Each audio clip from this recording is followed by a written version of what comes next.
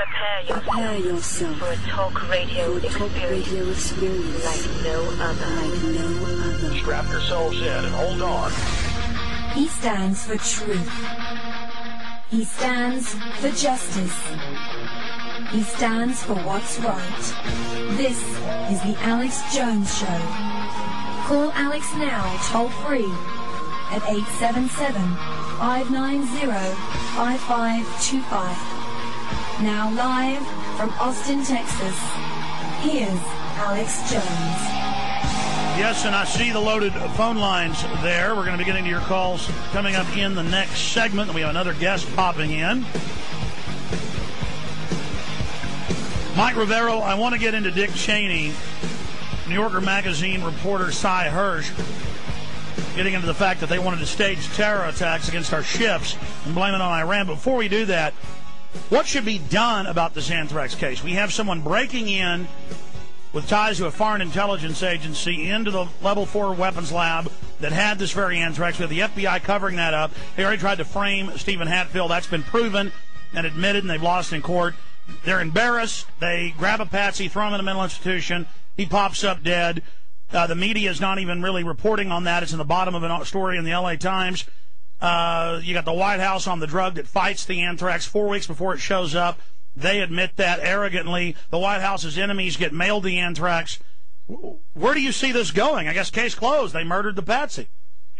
They absolutely did, and of course I'm not expecting the government or even the corporate media to ever do anything about it, but we just put the word out there, we show the proof, we make our case that, and especially after the Hatfield fiasco, the FBI's credibility is zilch to begin with, and this is just going to crater it. And we have really become the former Soviet Union, because this was a common tactic by the Soviets. If somebody had something that was embarrassing to the government, throw him in a mental hospital. Say he's crazy so nobody will talk to him anymore, and just get rid of him that way. And that's exactly what they did to this Ivans. The government is desperate to close off this investigation. It's a tremendous embarrassment. It is leading towards the real culprits because of public pressure. And what the public can do right now is just say, I don't care what the government says anymore. I'm going to keep investigating. I'm going to keep digging. I'm going to keep bringing up these facts, because if the government wants to marginalize itself by continuing to lie, go ahead and let them, because we're not listening anymore. Speak of the government. Go ahead. Now, I said the government has rendered itself irrelevant to the mainstream of American life now. And speaking of the devil, speaking of continuing to investigate, there's over 200 declassified examples, and we list many of them in Terror Storm, other films. The CIA's own website admits they staged terror attacks, Operation Ajax and others. And the public is learning about that. Now, Cy Hirsch comes out, writes an article 2 months ago saying, yeah, Cheney is looking for pretexts as staged events. All these other bigwigs go before Congress and say that. Even Zbigniew Brzezinski comes out and warns, because they all know in Washington. And I guess some of them don't want World War III right now, or World War IV, depending on how you look at it. And then Cy Hirsch, a YouTube video services of him at a journalism conference 2 weeks ago, saying, well, we didn't put in the article that my White House source, again, he's impeccable, folks, but it's disgusting now that I think this mars his record. He says there's 11 other staged terror attacks they want, but the one he would talk about was, now, listeners, this is huge. I keep talking about it because it's so big. But the response is even more incredible. The Dick Cheney wanted to manufacture fake Iranian blue PT boats, have Navy SEALs pull up, and, quote, have a shootout with the naval vessels, the larger vessels, the missile cruisers and destroyers and aircraft carriers that don't know that it's not Iranians, then kill the Navy SEALs. It said kill them. Now this is incredible, and this is just calmly reported like they're talking about the price of cheese or something in Sheffield.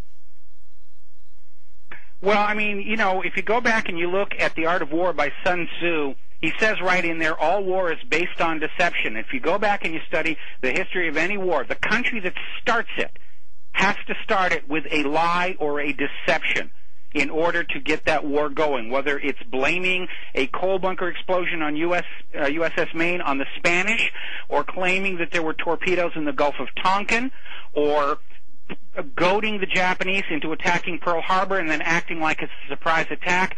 All wars start with the initiating government deceiving their own people to get them into that war. Hitler did it at Gleiwitz. Bush did it at New York. Here's an example nobody ever hears about. It's in my film, The Masters of Terror. And we just spent 3 minutes on it. As a child living in Texas, I remember being very little and going to the Pacific War Museum, now the George H.W. It's the main national museum in Fredericksburg, Texas. It's where Admiral Nimitz is from. They owned a hotel that looked like a ship. And, of course, he was the head of the Navy in the Pacific during World War II. So it's there. And I remember going and reading and going and seeing the midget sub that said attacked Pearl Harbor on the morning of December 7th. But it was hidden in plain view, and then years later, CNN comes out and with the headline, U.S. actually attacked Japan. I'm not defending that all governments are bad, folks. The point is, it was a setup. 4 midget subs attacked. They got their times off and attacked an hour early, and then it came out the Navy was ordered to stand down. So there were submarines attacking, coming in, being sunk out at the opening to Pearl Harbor, a submarine crashing on the reef, another crashing into the side of another island, 4 subs trying to attack, midget subs, and then there was still a stand down. Absolute open and shut fact right there, Mike. Well, you know, the midget submarine that the USS Ward sunk was discovered by oceanographers off the mouth of Pearl Harbor just a couple of years ago, and it was a vindication for the crew of the Ward, who basically spent their entire lives being told they just hallucinated the thing. And but there were other subs. There was another that crashed that they've had for 50-something years in Fredericksburg. Absolutely, absolutely, and it came up on shore right over on Kaneohe Bay side. That's where you live, yeah. Well, that's where I used to live. I'm over on Pearl Harbor side now, but yeah, and absolutely. And walking around, you know, Oahu, you get to see the artifacts of a lot of the things. I've been out to Haia State Park. You can still see the foundations of the antenna system from the shortwave listening station that was there during World War II that intercepted Yamamoto's order to the fleet to sail to Hawaiian waters a week before the attack. And, you know, it's all still there if you know where to look for it. Mike, in closing with this Dick Cheney story, to me it isn't even that it's come out they're planning to blow up our own ships and use Navy SEALs to do it. The story is the media, other than Keith Olbermann, and even Keith Olbermann just kind of spent a minute and a half on it. I mean, to me, that's a huge cover-up. What do we do to get this out? Well, again, we just have to stand up every time, and it's like they used to say in network, I'm mad as heck and I'm not going to take it anymore. We just have to tell the government and the media, we don't believe you anymore. We don't believe you when you say it's Arab Muslims doing this. We don't believe you when you say it's terrorism. We don't believe you when you say the nation is under threat from the Iranians. We don't believe you. You are lying. And there's another word I'd throw in there, but they'd shut down this here radio station. Well, look, the U.S. has more than 10,000 working nukes. Our government's owned by foreign banks now.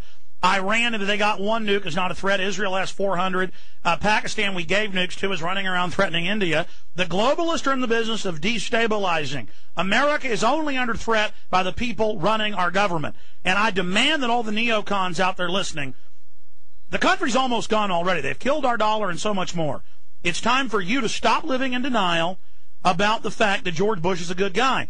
We're not saying Barack Obama's good either. It's only going to get worse. The point is, they own both parties. It's time to wake up and defend the Republic. We're real patriots, folks. Patriotism isn't buying into evil. Mike Rivero, you got 45 seconds.